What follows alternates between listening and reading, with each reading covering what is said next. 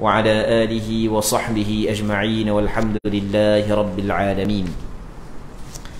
InsyaAllah kita sambung semula pengajian kitab Munyatul Musalli yang dikarang oleh Syekh Daud bin Abdullah Al-Fatani rahimahullahu subhanahu wa ta'ala, wa nafa'ana Allahu bi'ulumihi fid darain amin.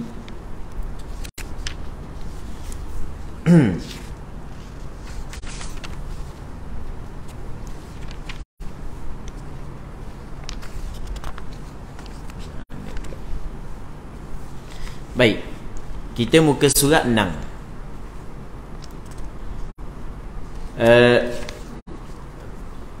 Kata pengarang rahimahullahu subhanahu wa ta'ala, wa nafa'ana Allahu bi'ulumihi fid darain amin. Ketujuh, daripada syarat sah sembahyang adalah meninggalkan berkata-kata dengan sengaja yang bukan Quran atau zikir atau doa. Maka batal sembahyangnya dengan berkata-kata dua huruf, sama ada memberi faham perkataannya atau tiada, atau satu huruf yang memberi faham seperti qi atau i, kerana makna qi itu daripada wiqayah, dan i itu daripada wi'ayah, atau satu huruf yang bermad, kerana mad itu ada kalanya alif atau waw atau ya, maka jadi dua huruf, maka batal sembahyangnya dengan yang demikian itu. Muslimin muslimat yang dirahmati oleh Allah Subhanahu wa ta'ala, kata Syekh Daud Al-Fatani rahimahullah, syarat sah sembahyang yang ketujuh mesti meninggalkan berkata-kata dengan sengaja. Dia berkata-kata dalam sembahyang ni ada kala berkata-kata dengan sengaja, dan ada kala berkata-kata tanpa sengaja. Tanpa sengaja lagu mana tanpa sengaja? Contoh, seorang tu dia terlupa dia sedang sembahyang, tiba-tiba dia cakap, maka hak tu tak batal, melainkan kalau banyak perkataan. Mai sampai ke 5 minit duk cakap, tu baru batal. Kalau sikit-sikit tak ada masalah. Baik, berkata-kata dengan sengaja yang bukan Quran. Tapi kalau dalam sembahyang baca Quran, itu tak ada masalah. Maksudnya, walaupun bukan tempat dia, tapi belum lagi ataupun tidak lagi dikirakan membatalkan sembahyang, walaupun bukan tempat dia. Dia tidak termasuk dalam perkara yang membatalkan sembahyang. Ataupun zikir, dibaca zikir dalam sembahyang, maka ia tidak membatalkan sembahyang. Ataupun doa, tiga ni tak batal sembahyang: Quran, zikir dengan doa. Cuma syarat dia, ada syarat dia lah. Zikir dengan doa ni mesti dengan bahasa Arab. Kalau bukan bahasa Arab, maka tetap batal sembahyang. Dia berdoa dalam sembahyang dengan menggunakan bahasa dia, sedangkan dia mampu untuk berbahasa Arab, ataupun dia tidak mampu untuk berbahasa Arab, tapi dia berdoa dengan bahasa dia bukanlah terjemuh daripada doa ma'thur, maka ia membatalkan sembahyang. Okey, ambil ulang sekali lagi. Kita dalam sembahyang, kita nak berdoa, tapi kita nak berdoa dengan bahasa kita, bukan dengan bahasa Arab. Boleh ke tak? Pada asalnya, ucapan-ucapan yang kita ucapkan dalam sembahyang mesti dengan bahasa Arab tu pada asal. Dah boleh tak kita nak faham bahasa kita berdoa dalam sembahyang? Kata ulama, boleh, tapi dengan dua syarat. Kalau tak cukup dua syarat ni, batal sembahyang. Syarat yang pertama, bagi orang yang tidak pandai berbahasa Arab. Tak pandai bahasa Arab, okey, boleh. Awak nak berdoa dalam sembahyang dengan bahasa awak. Syarat pertama. Syarat kedua adalah mesti. doa yang diterjemahkan daripada doa ma'thur. Maksud mana doa ma'thur? Doa yang dipetik dan diambil daripada Rasulullah, yang Rasulullah baca. Contoh antara doa yang Rasulullah baca dalam rakaat, dalam sujud, Allahumma ighfirli, subhanakallahumma rabbana wa bihamdik, Allahumma ighfirli. Itu doa yang Rasul baca sebagai contoh. Allahumma ya Allah, ighfirli, berilah keampunan kepadaku. Dia nak minta doa agar Allah Ta'ala bagi keampunan kepada dia, tapi tak pandai bahasa Arab. Okey, tak apa dah, bahasa Melayu tak apa. Terjemah doa tu lah, ya Allah, berilah keampunan kepadaku. Ni mengikut pandangan mazhab Imam Syafi'i lah. Jadi pendek katanya, doa kalau dengan bahasa Arab tak ada masalah dalam semayang. Jadi berkata dengan sengaja hak yang bukan Quran atau zikir atau doa, benda berkata dengan perkataan manusia, hak bukan Quran, bukan zikir, bukan doa dalam sembahyang, menyebabkan batal sembahyangnya. Katanya maka batal sembahyangnya dengan berkata-kata dua huruf, sama ada memberi faham perkataannya atau tiada. Okey, kita cuba hura start daripada asal lagi ya, untuk kita faham masalah ni. Pada awal Islam dalam semayang boleh cakap. Tu pada awal Islam. Apabila turun ayat Allah Subhanahu wa taala berfirman, waqumu lillahi qanitin, dan hendaklah berdiri oleh kamu untuk Allah, kerana Allah, dalam keadaan kamu itu khusyuk. Kata Zaid bin Arqam dalam hadis yang diriwayat oleh Imam Muslim dalam kitab sahihnya, maka ketika itu fa umirna bis sukut wa nuhina 'anil kalam. Kata Zaid bin Arqam, kunna natakallamu fi shalah, dulu kami sentiasa bercakap dalam sembahyang. Seseorang bila masuk dalam sembahyang, dia cakap dengan saudara dia yang duduk tepi dia tentang hajat-hajat dan keperluan dia, sehinggalah turun ayat waqumu lillahi qanitin. Apabila turun ayat tersebut, kata Zaid bin Arqam, fa umirna bis sukut wa nuhina 'anil kalam, lalu diperintah kepada kami supaya diam dan dilarang kami daripada bercakap. Okey, larangan bercakap dalam sembahyang adalah larangan haram, dengan maksud sesiapa yang bercakap dalam sembahyang dengan percakapan anak Adam, maka ia membatalkan sembahyang. Baik, dalam hadis yang diriwayat oleh Muawiyah bin Hakam As-Sulami radhiyallahu taala anhu, yang mana dia kata mana, satu ketika sedang-sedang aku tengah sembahyang, tiba-tiba ada orang bersing. Bing, orang bersing. Yang mana sebelum daripada ni, apa yang Rasul hajar, apabila dengar orang bersing, ucap mana? Yarhamukallah. Rasul hajar gitu.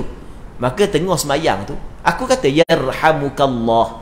Yarhamukallah tu doa, tapi ada perkataan ka. Maksud yarhamukallah, semoga Allah Ta'ala memberi rahmat kepadamu.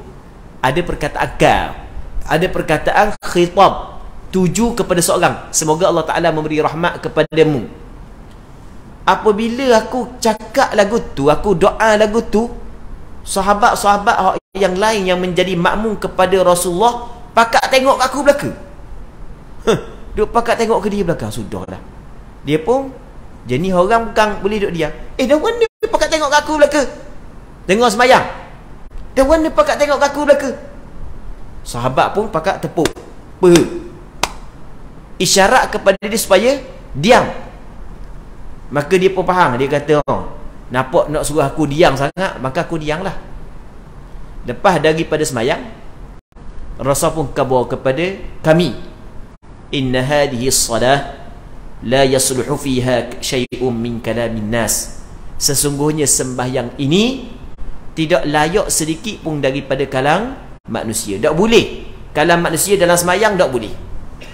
Maka daripada hadis inilah, kata ulama, haram bercakap dalam sembahyang dengan percakapan manusia. Percakapan manusia tidak boleh kita cakap dalam sembahyang. Maka kerja ulama fiqh pula kaji. Ini kerja ulama fiqh. Ulama fiqh kaji dalam percakapan kita ni, paling kurang bahasa Arab, khusus bahasa Arab, paling kurang adalah 2 huruf. Itu paling kurang. Paling kurang adalah 2 huruf. Dalam percakapan dalam bahasa Arab, paling kurang satu kalimah adalah 2 huruf. Itu kebiasaannya. Maka dia kata lagu mana? Sekiranya seseorang itu melafazkan perkataan yang boleh dieja dengan 2 huruf dengan sengaja, batal sembahyang. Dalam masa yang sama dalam bahasa Arab ada beberapa kalimah. Hak ni kebanyakan. Hak ni beberapa kalimah dalam bahasa Arab satu huruf juga memberi faham. Hak tadi 2 huruf tengok kepada kebiasaan. Dalam bahasa Arab ada satu kalimah kebiasaannya paling kurang 2 huruf. Kebiasaan paling kurang 2 huruf. Maka kata ulama fiqh, setiap ucapan yang diucapkan oleh orang yang sembahyang, kalulah bukan Quran, bukan doa, bukan zikir, ucapan hak yang dia suarakan dengan sengaja 2 huruf, boleh aja 2 huruf, sama ada faham makna ataupun tidak, maka ia membatalkan sembahyang. Okey, 2 huruf. Satu. Yang keduanya, dalam bahasa Arab sendiri ada beberapa kalimah dalam bahasa Arab satu huruf memberi faham. Maka kata ulama, satu huruf tak batal sembahyang sebab kebiasaan dalam bahasa Arab 2 huruf. Tapi oleh kerana di sana ada kalimah-kalimah tertentu satu huruf memberi faham makna, kata ulama, kalulah ungkapan satu huruf memberi faham juga batal. Jadi kesimpulan, orang hak yang sembahyang, dia bercakap, dia mengeluarkan suara dalam sembahyang yang bukan Quran, bukan doa, bukan zikir, kalau 2 huruf, suara tersebut boleh aja 2 huruf, faham makna ke, tak faham makna ke, batal sembahyang.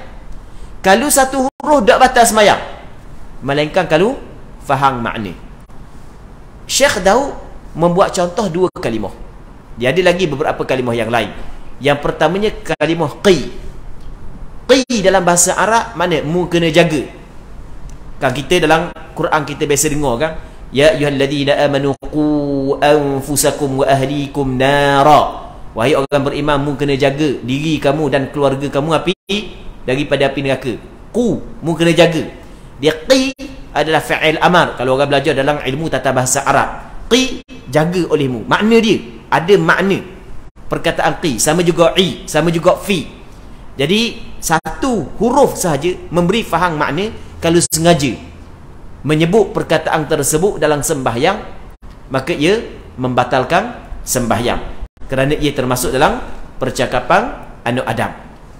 Baik, muslimin muslimat yang dirahmati oleh Allah Subhanahu wa taala, ada satu video yang pernah sapa kepada hamba, tapi ini cerita lama dah lah, cerita hampir 10 tahun dah lebih kurang, cerita lama dah lah, tapi kebetulan teringat, jadi kita cerita teringat. Yang mana ada keratang video tu, ada orang tu masa dia menyampaikan benda ngajar lah, kita kata mudah-mudah ngajar lah.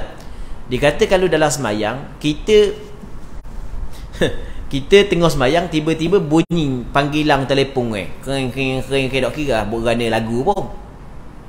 Baik, dia kata kalau kita akak, kita kata solah sekadar tu tak ada masalah, sekadar tu tak ada masalah, kata dia. Baik, jadi orang atau kan tak kena, tak kena, tu tak kena. Dia kalau misalnya kita, orang telefon kita, tiba-tiba kita akak, kita kata solah kepada orang tersebut, tak ada seorang pun ulama yang mengatakan tak batal sembahyang dia. Sepakat ulama mengatakan batal sembahyang dia. Dia kata tak batal sebab baru kira satu kalimah. Tu silap tu silap. Dia bukan kira satu kalimah, dia kira huruf. Bukan hanya mazhab Imam Syafi'i sahaja, bukan begitu juga mazhab-mazhab yang lain. Bahkan perkataan solah saat itu ia memberi faham. Jelas dah kita nak khabar bahawa kita sedang mengerjakan sembahyang.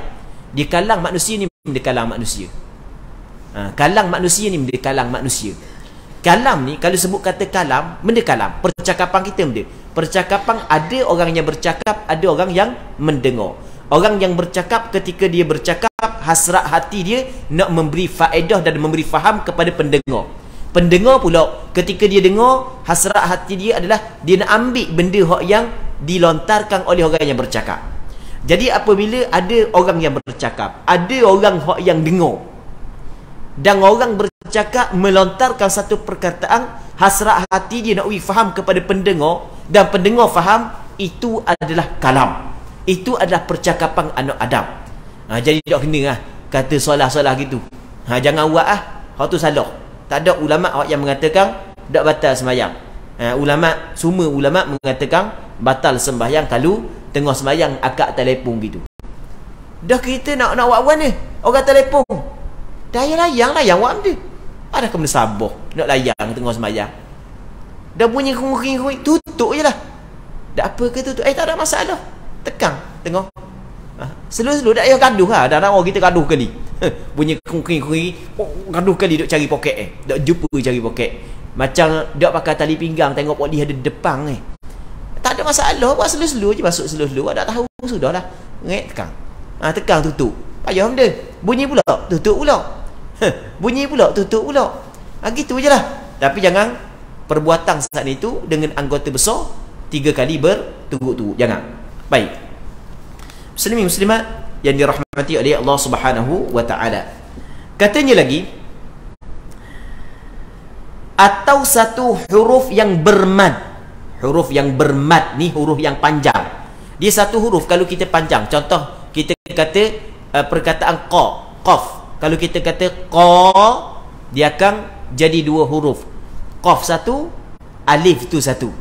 Dia huruf, kalau dia mat ni alif, waw, ya ni huruf mat.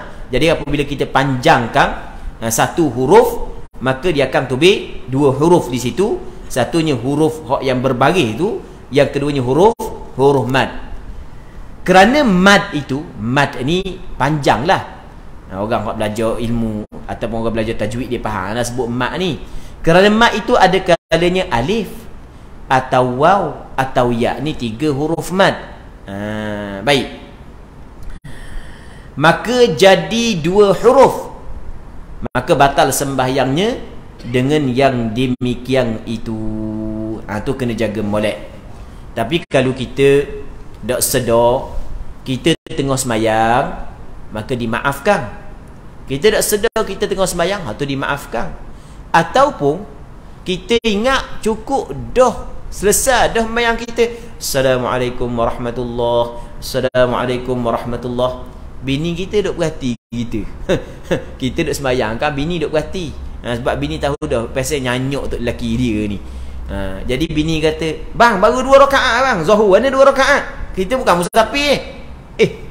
Dia, ya ke baru rakaat? Jadi dia cakap saat itu, dia ingat dia selesai dah sembahyang. Ya ke baru 2 rakaat? Dia pun tambah balik. Tu tak apa, sebab sikit bagi. Sikit tak ada masalah. Baik, dan benda ni pernah berlaku kepada Nabi sallallahu alaihi wasallam. Daripada dalam hadis yang dikeluarkan oleh Imam Bukhari dan Muslim dalam kitab sahih bagi keduanya, daripada Abi Hurairah radhiyallahu taala anhu, yang mana Abu Hurairah menceritakan bahawasanya satu ketika Rasulullah sallallahu alaihi wasallam sembahyang asar. Ada riwayat sembahyang zuhur, ada riwayat sembahyang zuhur atau sembahyang asar. Tak apalah, sembahyang zuhur ke sembahyang asar tak kira dah.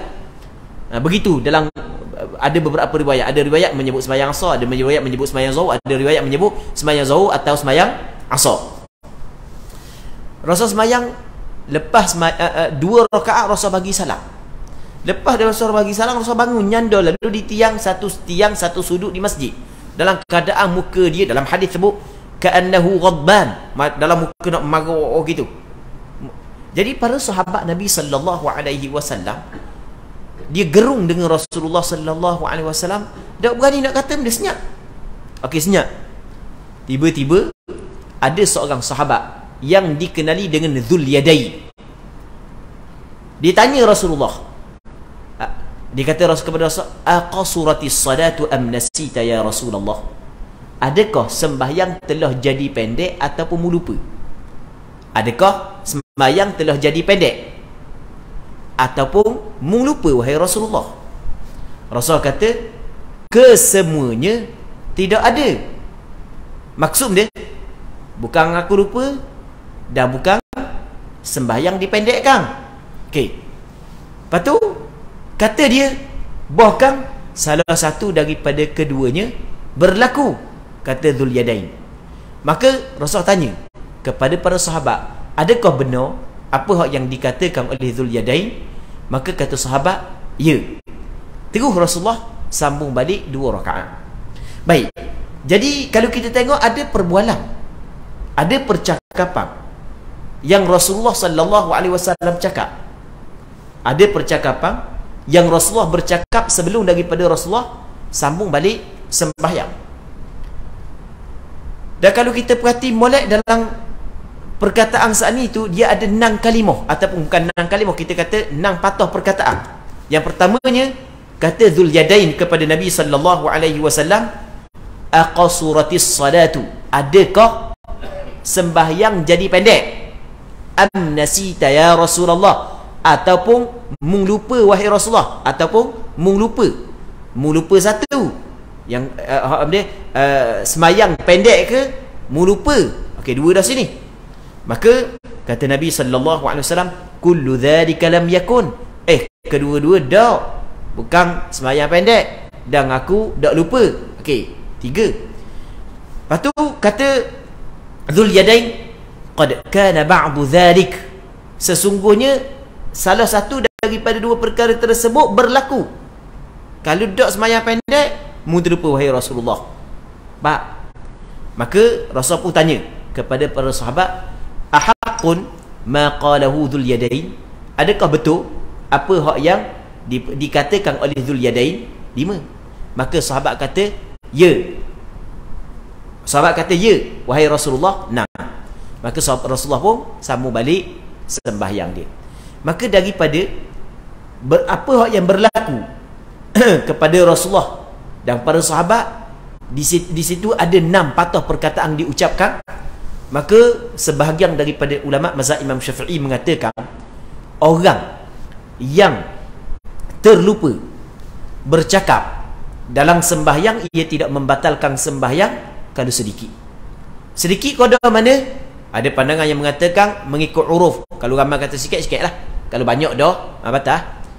Sebahagian ulama kata, okey, sebahagian yang lain diambil daripada kisah Dzul Yadain tadi, yang dia memberi peringatan kepada Rasulullah. Dia kata kalau 6 patah ke bawah tak batal, kalau lebih daripada 6 patah saat ni tu barulah batal sembahyang.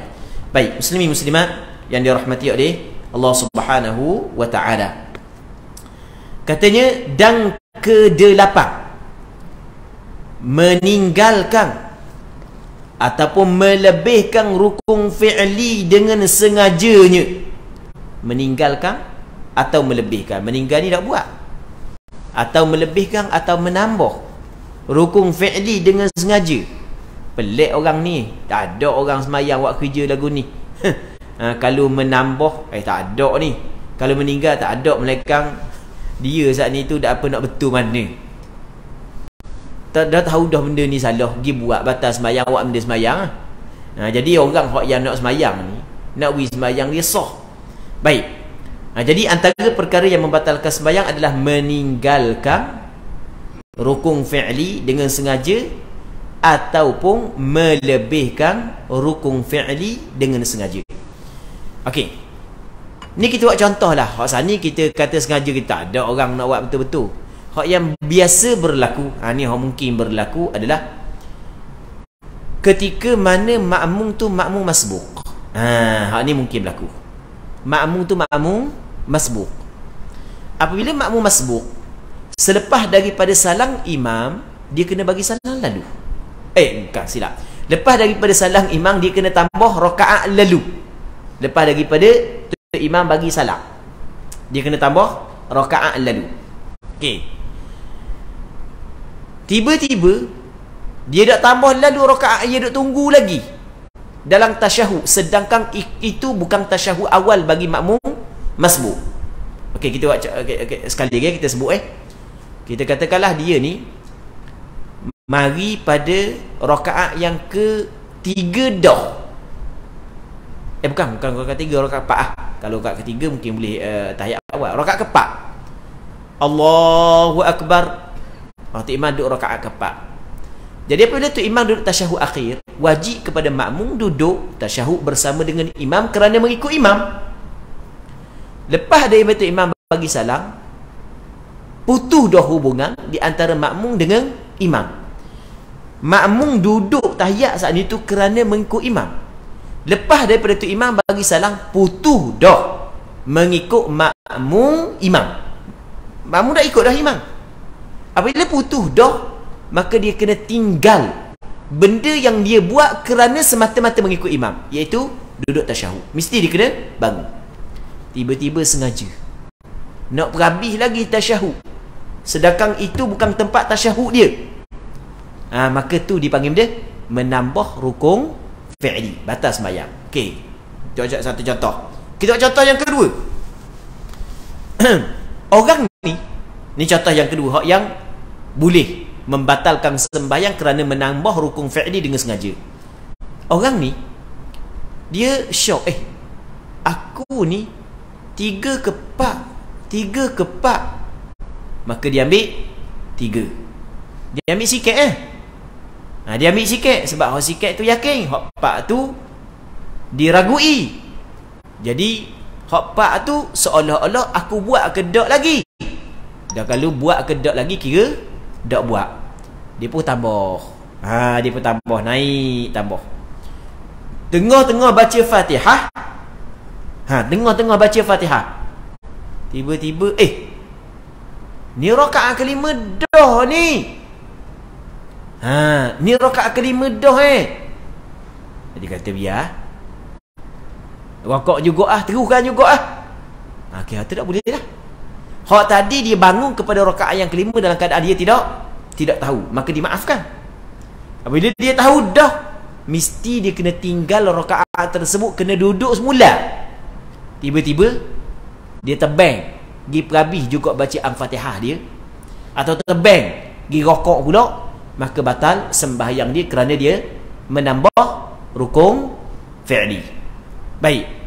Okey, kita saat ni menambah. Kita kalau mengurangkan, kita boleh buat contoh gini je lah. Orang tu dia tahu dah, dia baru sekali sekali baru sujud. Sekali baru sujud. Tiba-tiba dia bangun saat itu pakai duduk tasyahud akhir, lalu biar sekali dah sujud. Untuk rakaat ni sebab rakaat pertama, kedua, dua kali dah. Rakaat dia pakai sekali je. Tu batal sembahyang. Sengaja buat lagu tu, mengurangkan rukun fi'li. Tak boleh lah. Katanya dengan sengaja. Kalau tak sengaja tu masalah lain.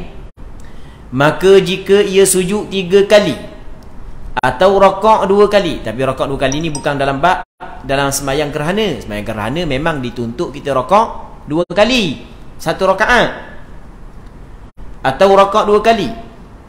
Seperti ia sujud di atas umpama suatu yang tajam, maka diangkatkan dahinya, maka sujud pula, nescaya menambahi sujud jikalau sedikit diangkatkan kepadanya sekalipun.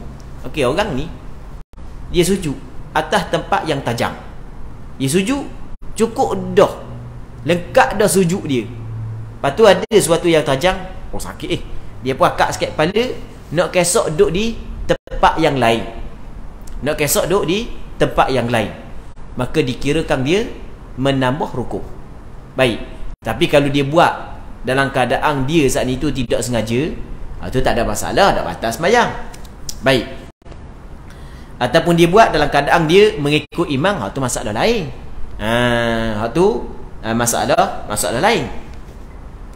Ada perbincangan dia. Nanti kita bincang dalam bab sembahyang jemaah bab tu. Katanya lagi, maka dinamakan menambahi rukun fi'li, maka batal sembahyangnya dengan dia. Dan demikian lagi wajib meninggalkan perbuatan yang bukan daripada jenis sembahyang. Perbuatan yang bukan daripada jenis sembahyang jangan dia buatlah.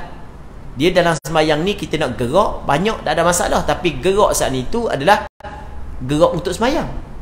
Kita gerak daripada qiyam kepada tu banyak gerak daripada qiyam kepada rokok, daripada rokok kepada iktidal turun kepada sujud, duduk antara banyak gerak itu tak ada masalah sebab pergerakan sembahyang.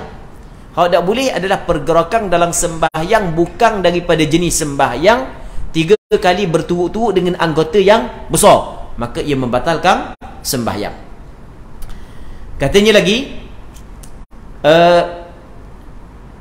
dan demikian lagi wajib meninggalkan, wajib mesti tak tinggal dosa bab ni. Wajib meninggalkan perbuatan yang bukan daripada jenis sembahyang, seperti memukul 3 kali. 3 kali pukul, atau melangkah 3 langkah. Mana pukul 3 kali? Awak 3 kali pukul. Baik, tepuk 3 kali dalam sembahyang berturut-turut batal. Kalau tak berturut-turut, tu masalah lain. Tapi kena tengok juga mu tepuk tu tujuan dia. Tujuan main tak boleh, sebab main ni menafikan sembahyang. Maka kalau pergerakan sekali tujuan untuk bermain, maka dia batal sembahyang kerana qasad untuk bermain. Bermain dia menyalahi sembahyang. Sembahyang ni bukan tempat untuk kita bermain. Katanya lagi, atau melangkah 3 langkah yang berturut-turut. 3 langkah berturut-turut, atau lain daripadanya, atau 1 langkah yang keji, yang teruk, seperti melompat je. Sekali lompat je. Dia gini, melompat ni sekali lompat ia membatalkan sembahyang kalau teruk. Orang tengok, mana dia tengok sembahyang lompat gitu macam tak sembahyang. Batal sembahyang. Kalau melompat gitu batal sembahyang. Kalau sikit tak ada masalah. Kan ada orang jenis, dia bangun daripada sujud yang kedua, bangun kepada qiyam saat itu, dia naik gitu sikit. Tu tak ada masalah sebab sikit je. Bangun daripada sujud yang kedua, nampak terus. Suka gembira dia, tak tahu nampak. Sampai kau orang tengok, macam tak semayang, teruk sangat perbuatan dia. Maka batal sembahyang. Seterusnya kata dia lagi,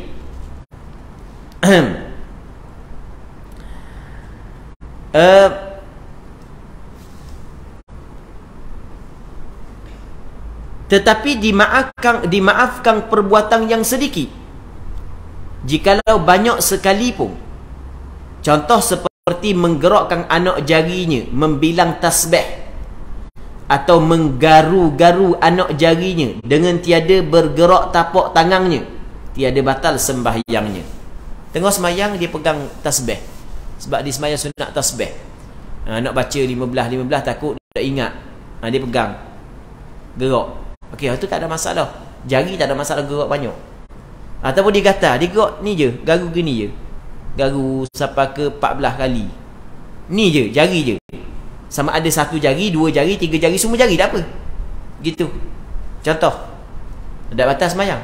Tapi jangan gerak sekali dengan tangan. Katanya, dan ke-9, jangan mengerjakan suatu yang membatalkan puasanya dalam sembahyang.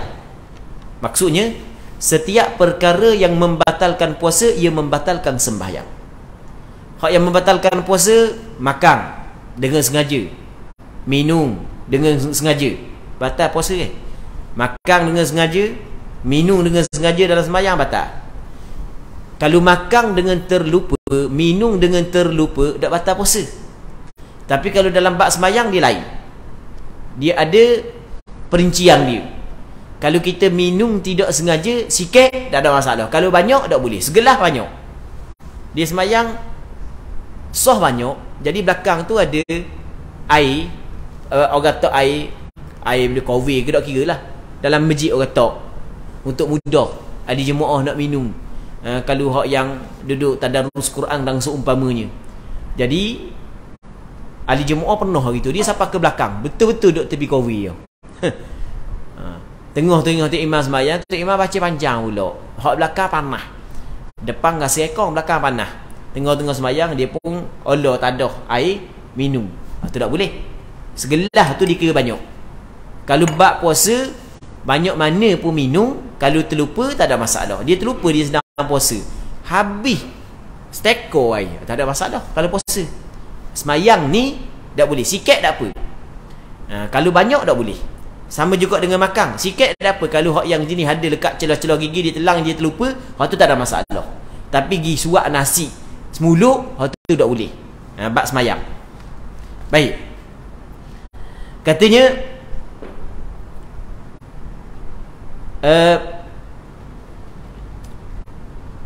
kesembilan, jangan mengerjakan sesuatu yang membatalkan puasanya dalam sembahyang, seperti makan dan minum, dan memasukkan sesuatu di dalam rongga yang terbuka, seperti memasukkan sesuatu ke dalam hidungnya dan telinganya sampai kepada batin. Batin ni dalam keduanya. Kalau korek gitu tak ada masalah. Tengah sembahyang dia korek hidung, tapi tak banyak, tak gerak banyak. Dia biasanya hak berlaku gini ni, tu imam baca panjang ah. Tu imam baca panjang, makmum nak tadabbur Quran, tak apa nak pandai mana, tak apa nak faham mana. Tu imam pula dia suara serok hari tu, jadi makmum tidak boleh menikmati kesedapan bacaan imam. Jadi puas makmum nak buat menda makmum ni.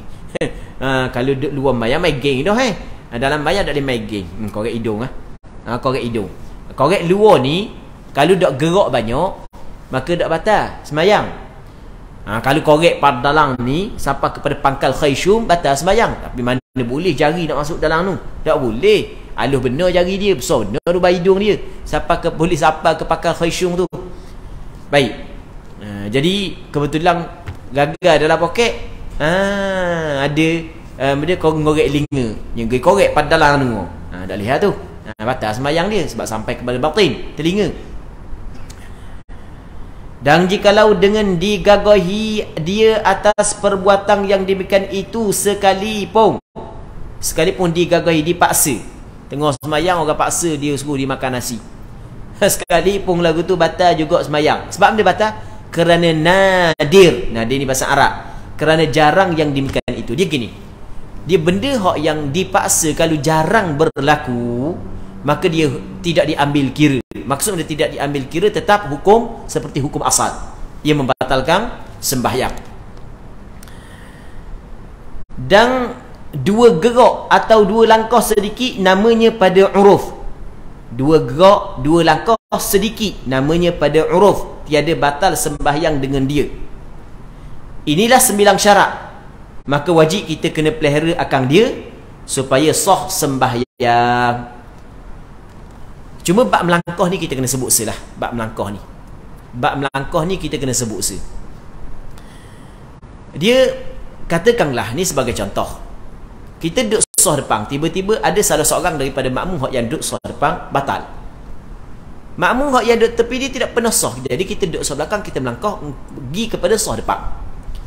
Langkah kita pergi kepada sah depan saat ni tu, adakah mesti tidak boleh 3 kali berturut-turut? Kalau 3 kali berturut-turut ia membatalkan sembahyang ataupun tak ada masalah? Jawapannya secara kasar ulama berbeza pandangan. Ada sebahagian daripada ulama melihat kepada memenuhkan saf adalah di antara maslahah sembahyang.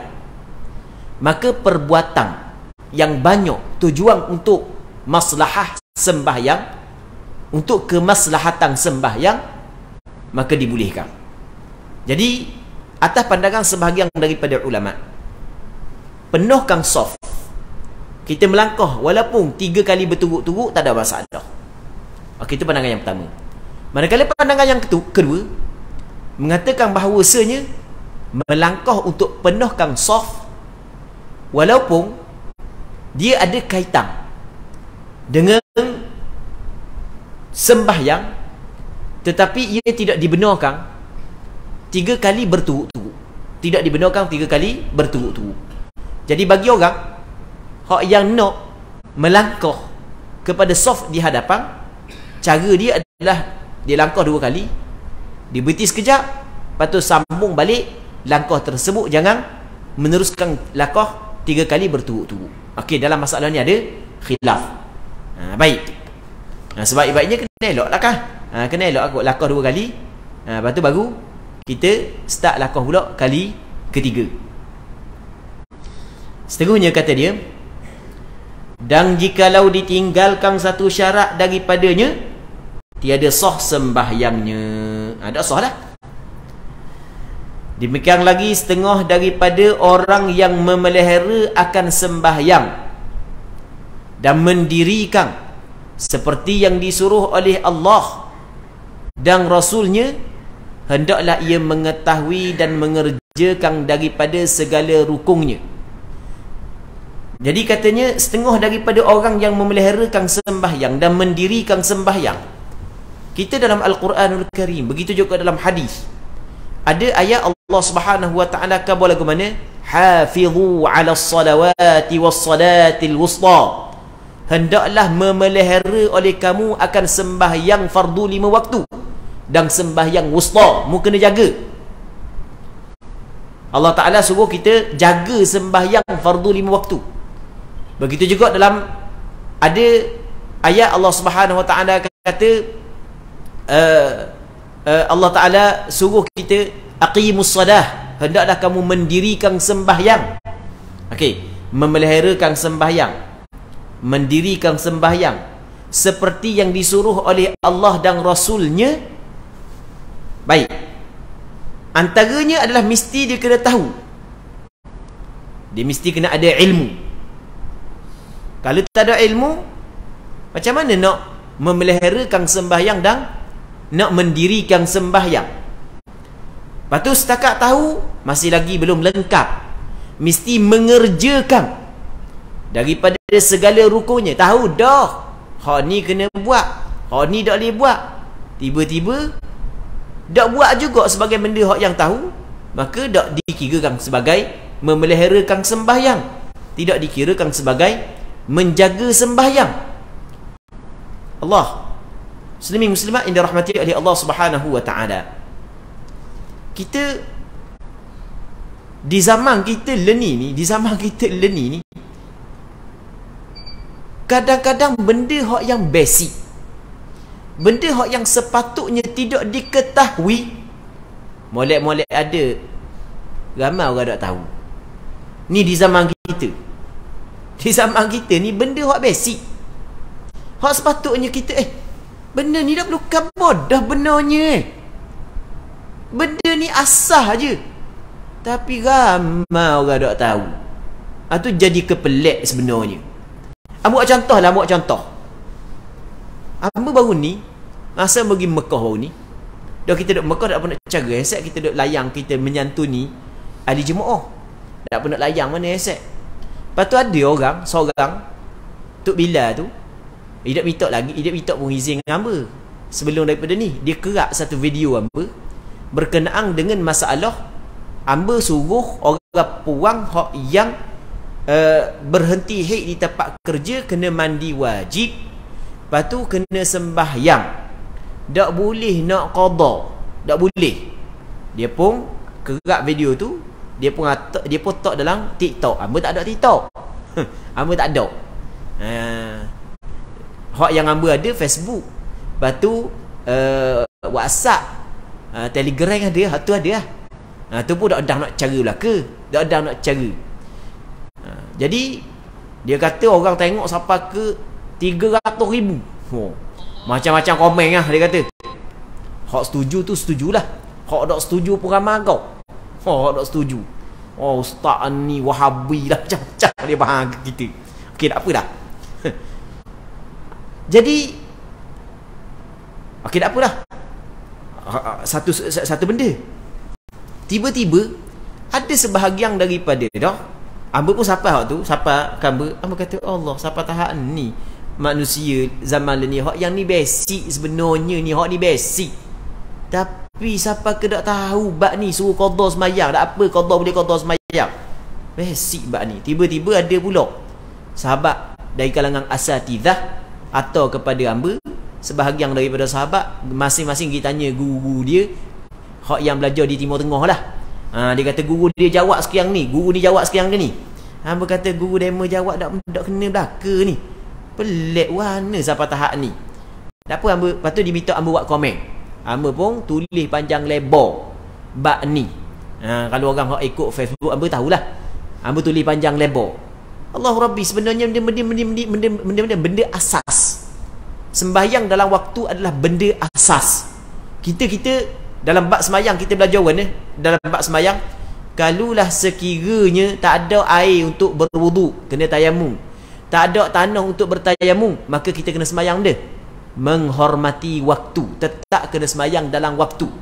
Sepakat ulama, kena pati molek. Sepakat ulama mendahulukan sembahyang dalam waktu berbanding dengan memenuhi syarat dalam sembahyang. Ulang balik. Sepakat ulama mengatakan mendahulukan sembahyang dalam waktu perlu diutamakan berbanding dengan menjaga syarat dalam sembahyang. Sebab itulah wujud dia. Wujud sembahyang menghormati waktu. Orang yang sembahyang menghormati waktu, dia mengabaikan syarat dalam sembahyang. Apa jadi gitu? Kerana didahulukan sembahyang dalam waktu berbanding dengan syarat. Tiba-tiba kering head pada tempat bekerja, tak apa, kita qada sembahyang di rumah sebab kita nak mandi wajib. Dan mandi wajib sebab dia nak mengangkat hadas. Mengangkat hadas tu termasuk dalam dia, dalam syarat sembahyang. Oh, jadi mung saat ni tu sanggup tinggal sembahyang dalam waktu kerana nak sembahyang dengan suci, tapi sembahyang dalam waktu. Jadi mung mengutamakan hak mana sebenarnya? Tu silap situ. Situ silap sebenarnya. Tanpa disedari tu.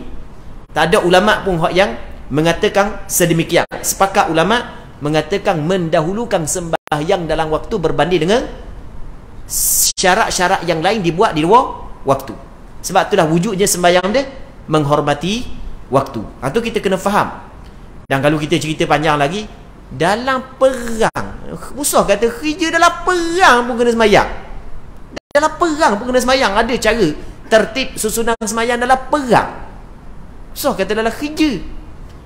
Muslimin muslimat yang dirahmati oleh Allah Subhanahu wa taala. Benda nak ceritanya, cerita ni sebagai contoh, satu contoh. Kadang-kadang benda basic kita mari neng, benda basic pun kita kena kabur juga. Sepatutnya tak perlu kabur dah benda basic gitu. Baik. Muslimin muslimat yang dirahmati oleh Allah Subhanahu wa taala. Katanya lagi, maka erti rukun sembahyang itu adalah ibarat daripada sukung yang ia kejadian yang masuk di dalam mahiyahnya. Baik. Katanya, maka erti rukun ialah ibarat daripada sukung. Sukung. Apa duk cari dok? Mana benda sukung? Dok jumpa cari. Bukan sukung, suku.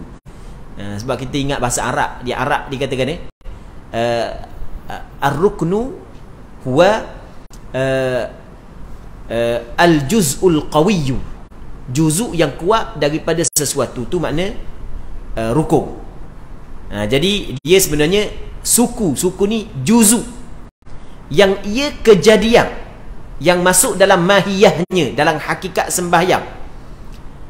Okey, maksud dia rukun ni adalah juzuk bagi hakikat sembahyang. Rokok juzuk hakikat sembahyang, juzuk sembahyang, i'tidal juzuk sembahyang, sujud juzuk sembahyang, dan tiada dapat dijabarkan. Baca molek tu, jangan tok jing bagi depan pula, ba bagi depan padang. Tengok, tidak dapat dijabarkan. Bahasa Arab dijabarkan ni maksudnya ditampung dengan sujud sahwi. Kalau tinggal rukun boleh tak kita nak tampal dengan sujud sahwi? Tak boleh. Rukun tidak boleh ditampalkan dengan sujud sahwi. Oh, saya lupa baca Fatihah tadi. Ni duduk tahiyat dah. Tak apa, sujud sahwi lah. Tak boleh. Rukun tidak boleh ditampalkan dengan sujud sahwi. Berbeza dengan sunat ab'ad. Kalau kita tinggal sunat ab'ad, maka boleh ditampalkan dengan sujud sahwi. Tu jabar. Jabar tu baca molek. Tiada dapat dijabarkan dengan sujud sahwi. Dan segala sunatnya, kena jaga juga segala sunat sembahyang. Cuma sunat sembahyang dia ada dua. Yang pertamanya sunat ab'ad, yang keduanya sunat hay'ah. Maka barang yang dijabarkan, yang ditampal dengan sujud sahwi daripadanya, kalau kita tinggal dia, maka sunat ditampal dengan sujud sahwi, hak tu nama dia sunat ab'ad. Dan barang yang tiada dijabarkan, yang tiada ditampalkan dengan sujud sahwi, dinamakan hai'ah. Itu nama dia sunat hai'ah.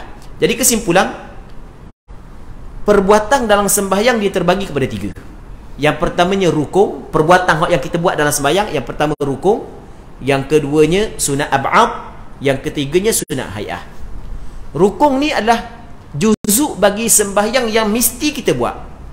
Kalau tinggal, sama ada sengaja ataupun tidak, maka menyebabkan sembahyang tidak sah. Okey, orang tu dia tinggal dengan sengaja rukun sembahyang, malah nak baca Fatihah, malah nak rakaat, batas sembahyang. Ataupun dia tinggal terlupa, lepas daripada bagi salam, oh, aku tinggal rakaat tadi, lepas daripada baca Fatihah turun sujud, lalu dah tempoh masa daripada salam hingga kepada ingat balik tu lama dah, 5 minit dah, habis nasi sepinggang dah. Maka sembahyang dia tak sah, kena sembahyang mula. Baik. Ataupun yang keduanya sunat ab'ad. Sunat ab'ad tak ada masalah. Dia tinggal tahiyat awal. Tahiyat awal sunat ab'ad. Sengaja ke, terlupa ke, tak batas sembahyang dia. Cuma sunat dia jabarkan, tampalkan kecacatan tersebut dengan sujud sahwi. Yang ketiganya sunat hai'ah. Sunat hai'ah contoh akad tangan. Akad tangan sunat. Allahu akbar, sami Allahu liman hamidah, Allahu akbar, semuanya sunat. Begitu juga tasbih dalam rakaat, tasbih dalam sujud. Sama juga kita kata baca Rabbana walakal hamd dalam i'tidal, baca a'udzubillah, baca doa iftitah, baca amin, baca surah. Okey, itu sunat ab'ad. Kalau ditinggalkan, luput dah pahala dia, tapi tidak sunat dijabarkan dengan sujud sahwi. Katanya maka rukunnya itu ada 3 belah. Okey, jadi untuk malam ni kita berhenti sini dulu. Kita buka soalan sekejap. Kalau sekiranya ada. Allah Subhanahu wa taala a'la wa a'lam.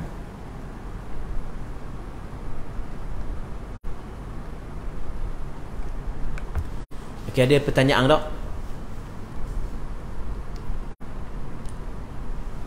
Tak ada, kita berhenti dulu. Speaker ada tak dah depan? Okey, tak ada ada tu ialah.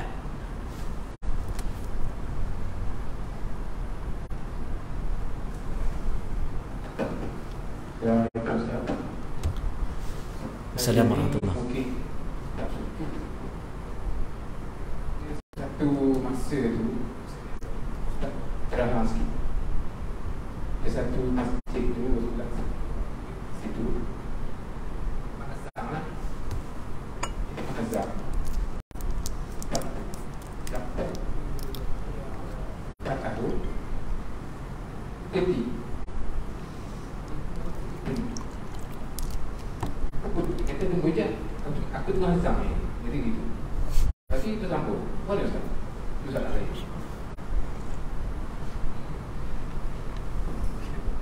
Terima kasih Ustaz.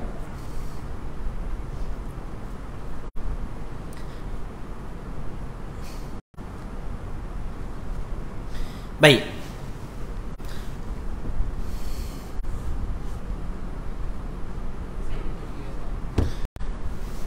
Jadi soalannya adalah tengah dia azam, tiba-tiba telefon bunyi. Tiba-tiba telefon bunyi. Dia pun sampai ke hayal solah dah. Ajak orang mari sembahyang dah. Tiba-tiba bunyi, dia pun angkat telefon, kejap aku tengah azam ni. Lepas tu dia pun sambung balik azan dia. Berani? Oh, dengar belaka. Dengar belaka dalam speaker tu je faham. Baik. Bagaimana azan dia? Sah ataupun tidak? Jawapannya mudah ingat. Jadi kamu tengok semula. Bukan dah ingat dah, tapi rasa tak yakin. Tak yakin kita tak ada jawab lah. Kamu tak yakin. Sebab orang yang ambil ingatnya benda mualak pada azan, maksudnya percakapan hak yang sedikit, hak yang ingatlah sebelum daripada ni, ia tidak lagi membatalkan azan tersebut. Masih lagi kira sah azan. Cuma hamba tak boleh jawab lagi sebab tak apa nak yakin jawapan tersebut. Jadi hamba jawab dengan wallahu alam, nanti hamba jawab bulan depan insya-Allah. Baik. Okey, ada soalan lain lagi? Okey, kalau tak ada kita berhenti sini dulu dah malam ni. Wallahu subhanahu wa ta'ala a'la wa alam. Sallallahu ala sayyidina Muhammad wa ala alihi wa sahbihi ajma'in. Walhamdulillahi rabbil alamin.